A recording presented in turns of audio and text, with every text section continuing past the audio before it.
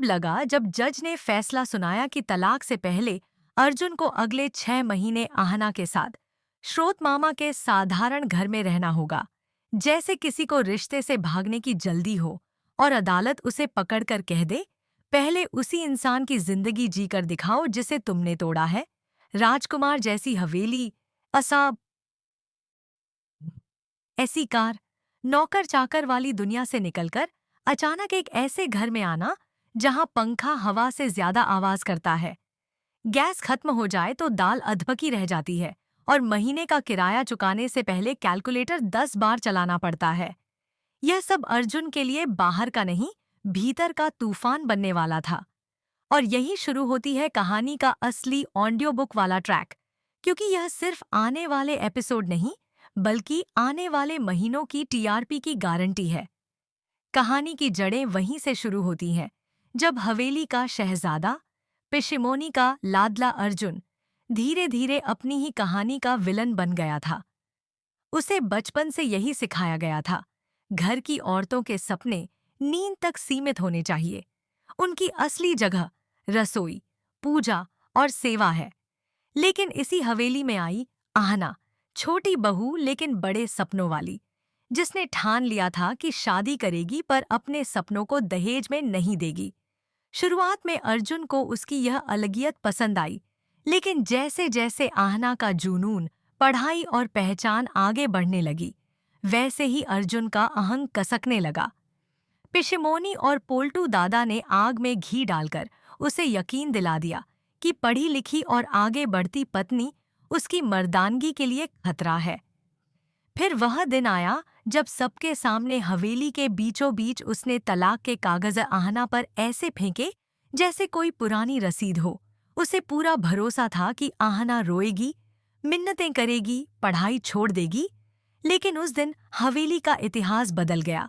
आहना ने आंखों के कोनों में जमा आंसू भीतर धकेले, बिना एक शब्द कहे दस्तखत कर दिए, जैसे कह रही हो, मैं उड़ान नहीं छोड़ूंगी, तुम्हें छोड़ दूंगी।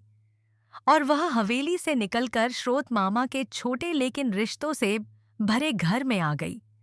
उधर हवेली में पिशिमोनी की मुस्कान कानों तक पहुंच चुकी थी। नए बायोडाटा निकल रहे थे। सबको यकीन था कि तलाक कुछ औपचारिक सवालों का खेल है, लेकिन असली स्क्रिप्ट पलटी कोर्ट में। एक तरफ अर्जुन और उसका घमंडी वकील, दूसरी तरफ आहना, साधारण साड़ी में लेकिन चेहरे पर ऐसा कंपोजर कि पूरा कोर्ट उसे ही देखता रह जाए। अर्जुन के वकील ने वही पुरानी लाइनें दोहराईं, यह लड़की किताबों में खोई रहती है, परंपराएं नहीं मानती, हमारे क्लाइंट के परिवार के लायक नहीं। लेकिन जब आहना से पूछा गया, उसने किसी की पोल नहीं खोली, बस इतना कहा कि अगर उसकी उड़ान उसके पति को अपमान लगती है तो वह उन्हें आजाद करती है। कोर्ट में सन्नाटा छा गया। यहीं जज ने वह फैसला सुनाया जिसने कहानी की रफ्तार पलट दी। तलाक अभी नहीं, पहले दोनों एक दूसरे की असली दुनिया को समझें। अगले 6 महीने अर्जुन, तुम अपनी पत्नी के साथ उसके पते पर रहोगे, ठाकुर हवेली में नहीं। रोसो शोमय की दिक्कत की वो से के खत की बांधती श्रोत मामा के घर में। सुनते ही अर्जुन के चेहरे से रंग उड़ गया। पहले दिन ही अर्जुन को तंग गलियों, उलझे बिजली के तारों, चिल्लाते बच्चों और छोटे मकानों की दुनिया झकझोर देती है। गेट पर खड़े होते ही उसे लगता है जैसे किसी जेल में आ गया हो। अंदर पंखा घरघराता है, दाल की खुशबू उसे बदबू लगती है और वह चिढ़कर आहना पर बरस पड़ता है। लेकिन अब सामने वही पुरानी चुप रहने वाली आहना नहीं, बल्कि आत्मसम्मान से भरी मजबूत लड़की खड़ी है। धीरे धीरे अर्जुन की असली जिंदगी शुरू होती है। सुबह झाड़ू लगाना, लाइन में खड़े होकर दूध लेना, बस से सफर, गैस खत्म हो जाए तो चूल्हे पर दाल बनाना, सब्जी मंडी में सौदेबाजी करना। हर दिन वह महसूस करता है कि अब तक वह जिंदगी नहीं, बस रईसी जी रहा था। और आहना वह सब झेलते हुए भी अपने सपनों को पकड़े रही। फिर आता है वह रात जब बिजली चली जाती है और मच्छर अपना राज जलाते हैं। ऐसी में पला अर्जुन पसीने में तड़पता है और मोमबत्ती की रोशनी में पड़ती आहना को देखकर पहली बार उसकी सोच की दीवार टूटने लगती है। वह चुपचाप उसके हाथ से पंखा लेकर उसे हवा करने लगता है। और यह वह पहली रात है जब अर्जुन पत्नी की दुश्मनी नहीं, उसके सपनों का साथी बनता है। धीरे धीरे जलन भी आती है। कोचिंग में आदित्य नाम का टॉपर लड़का आहना की मदद करता है और अर्जुन के भीतर आग भड़क उठती है। लेकिन आहना एक लाइन में उसकी ईगो पर चोट कर देती है। तुम तलाक चाहते हो तो तुम्हें क्यों फर्क पड़ रहा है? यही सवाल उसकी रातों की नींद ले जाता है। फिर आता है बीमारी वाला सबसे इमोशनल ट्रैक। बुखार में तपता अर्जुन जब रात भर आहना को अपनी देखभाल करते देखता है तो उसके भीतर पहली बार कृतज्ञता और पछतावे का मिश्रण जन्म लेता है। श्रोत मामा का एक डायलॉग उसके भीतर गूंजता है, प्यार हक नहीं, फर्ज भी होता है। और यहीं से अर्जुन के अंदर की टूट फूट दोबारा बनने की शुरुआत होती है। उधर हवेली में पिशिमोनी बेचैन है। कभी टिफिन भेजती हैं, कभी गद्दा, कभी आरामदायक चीजें, बट आहना सब लौटा देती है। यह पिकनिक नहीं, कोर्ट का आदेश है। अमर दादा गुप्त रूप से श्रोत मामा का साथ देते हैं और हवेली में पहली बार एक सच का बीज उगता है। 6 महीने धीरे धीरे अर्जुन को नया इंसान बनाते हैं। वह झाड़ू लगाता है, मामा के साथ चाय पीता है, कोचिंग के लिए पेन रजिस्टर लाकर आहना के टेबल पर रखता है।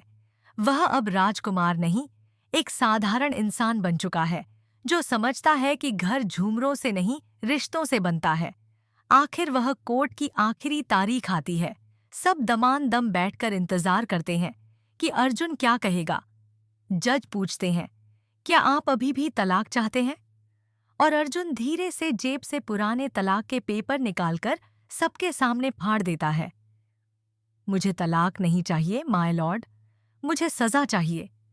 वह आहना की तरफ मुड़कर कहता है, मैं तुम्हारे लायक पति नहीं था, लेकिन अगर तुम चाहो तो तुम्हारे सपनों के लायक साथी बनने की कोशिश करना चाहता हूं। और आहना की आंखों में आए आंसू कमजोरी के नहीं, एक अधूरे रिश्ते के दोबारा जन्म लेने के संकेत होते हैं। अगर चाहें तो मैं इसे छोटा लंबा वॉइस ओवर टोन में या यूट्यूब स्क्रिप्ट की तरह भी एडिट कर सका। अर्जुन अदालत की सीढ़ियां चढ़ ही रहा था कि पीछे से किसी ने उसका नाम इतनी धीमी टूटी हुई आवाज में पुकारा कि उसका कदम वहीं रुक गया। वह मुड़ा तो देखा, दुर्गा देवी खड़ी थीं। रात भर की जाग, चेहरे पर चिंता की लकीरें और आंखों में वह डर जो शायद पहली बार बेटे के फैसले से नहीं, उसकी टूटती जिंदगी से था। उन्होंने कांपते हाथों से अर्जुन के कंधे को थामा और बोली, बेटा, चाहे जितना भी गुस्सा हो, आहना को ऐसी सजा मत दे जो जिंदगी भर ना काट पाए। तू कोर्ट में जो फैसला करेगा वह सिर्फ तेरा नहीं, पूरे घर का भविष्य बदल देगा। अर्जुन की आंखों में एक पल को दर्द चमका, लेकिन वह कुछ बोल पाता उससे पहले दूसरी ओर से लोअर कोर्ट के क्लर्क ने जोर से आवाज लगाई, अर्जुन सिंह, आपके केस की बारी। आवाज गूंजी, हवा में तनाव जम गया। अर्जुन ने आंखें बंद की, ठंडी सांस ली और धीमे कदमों से कोर्ट रूम की ओर बढ़ गया। उधर कोर्ट के बाहर आहना भी पहुंच चुकी थी। माथे पर चिंता, हाथों में फाइल और दिल में वही पुराना प्यार जिसे वह जितना छुपाती उतना ही छलक जाता। उसे पता था आज की सुनवाई सिर्फ तलाक की नहीं, उसके और अर्जुन के आखिरी भरोसे की भी है। जब दोनों की नजरें कोर्ट के दरवाजे पर टकराईं, वक्त जैसे धीमा पड़ गया। एक तरफ दर्द था, दूसरी तरफ अधूरा प्यार। अब फैसला कागज नहीं, किस्मत लिखने वाली थी। कोर्ट रूम के अंदर कदम रखते ही सन्नाटा और भी भारी लगने लगा। जज अपनी सीट पर बैठ चुके थे, वकील अपनी अपनी फाइलें संभाल रहे थे और दर्शक दीर्घा में बैठे लोग जैसे किसी बड़े तूफान के इंतजार में थे। आहना धीरे से पीछे वाली बेंच पर बैठी, लेकिन उसकी नजरें लगातार अर्जुन पर ही टिकी रहीं। अर्जुन सामने खड़े होकर अपने वकील से धीमे सुर में कुछ कह रहा था, पर उसके चेहरे पर एक अजीब सा द्वंद्व साफ दिखाई दे रहा था, जैसे दिल कुछ और चाहता है और हालात उसे कहीं और धकेल रहे हों। जज ने कड़ा स्वर अपनाते हुए कहा, मिस्टर अर्जुन सिंह और मिस आहना, आपका मामला अंतिम सुनवाई के लिए प्रस्तुत है। क्या दोनों पक्ष अपने अपने बयान देने को तैयार हैं? अहाना खड़ी हुई, उसके हाथ हल्के कांपे। उसने जज को देखा, फिर एक पल के लिए अर्जुन की तरफ। My Lord. उसकी आवाज उतनी ही मजबूत थी जितना उसकी प्यार भरी मजबूरी, और उतनी ही टूट चुकी जितनी उसकी रातें।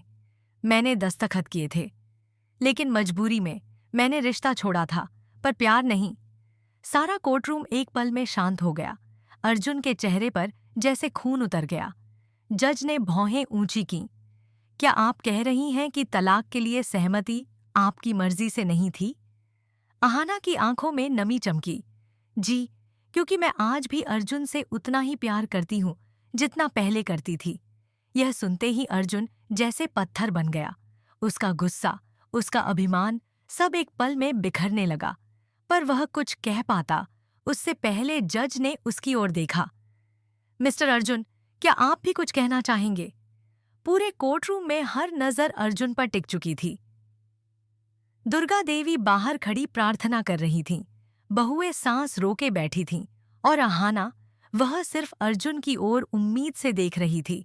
अब फैसला अदालत नहीं, अर्जुन की आवाज करने वाली थी, और वही तय करेगा कि रिश्ता टूटेगा या एक आखिरी उम्मीद फिर से जागेगी। अर्जुन ने गहरी सांस ली, जैसे पूरी दुनिया का वजन उसके सीने पर रखा हो। कोर्टरूम की खामोशी उसे और भी भारी लग रही थी। वह एक कदम आगे बढ़ा, लेकिन शब्द जैसे गले में अटक गए। जज ने फिर पूछा, मिस्टर अर्जुन, क्या आप तलाक के लिए अपने बयान देना चाहेंगे? अर्जुन की आंखें सीधे अहाना की आंखों से जा टकराईं। वहीं से उसकी आवाज को ताकत मिली, और डर भी।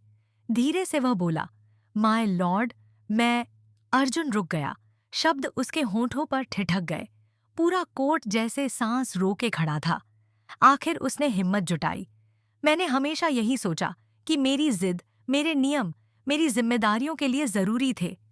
मुझे लगा था कि अहाना को भी उसी ढांचे में ढलना चाहिए। लेकिन उसकी नजरें अहाना के आंसू भरे। आज जब मैंने इसे कहते सुना कि उसने मुझे अभी भी प्यार किया है, तो माय लॉर्ड, मैं। वह फिर रुक गया। यह रुकना अब डर नहीं था, दिल का बोझ था। जज ने थोड़ा नरम लहजे में कहा, आप बेझिझक बोलिए, ये आपका मौका है।